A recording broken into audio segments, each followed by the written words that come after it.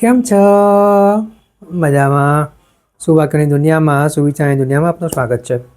મારા મિત્રો, એવું કહેવાય છે કે સપના એક એવી પરિસ્થિતિ છે કે જે આપણને આપણે ક્યાં પહોંચવું છે તેના માટે પ્રેરે છે. આવી જ કોઈ વાતને સુવિચાર તરીકે કોઈ અજ્ઞાતે ખૂબ સરસ રીતે લખ્યું છે.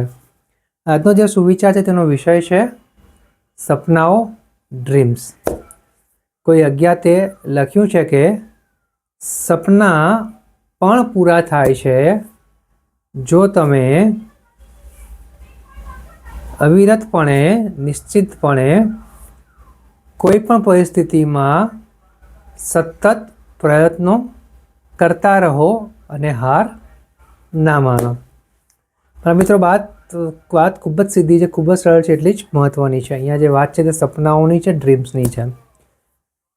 સપના તો આપણામાંના મોટાભાગના લોકો જોતા જ હોય છે, પરંતુ તે સપનાને પૂરા કરવા માટે જે પ્રયત્નો હોય છે તે આપણે બધા લોકો નથી કરી શકતા.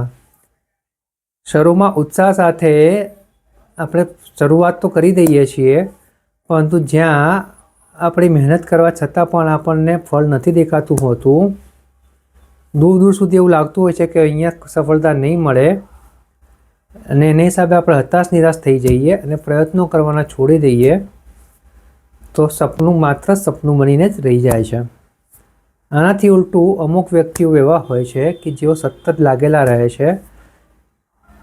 તેઓ એટલી મહેનત કરતા હોય છે, એટલા પ્રયાસો કરતા હોય છે કે ભલે સફળતા થોડી મોડી મળે, ભલે રાહ જોવી પડે, પણ પોતાના પ્રયત્નો નિરંતર સતત કરતા જ રહેતા હોય છે.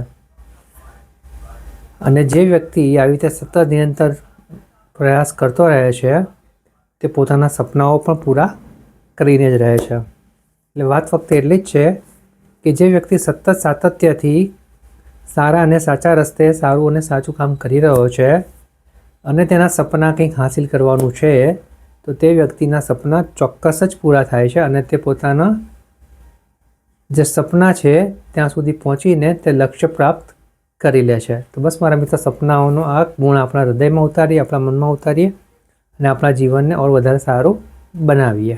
Thank you.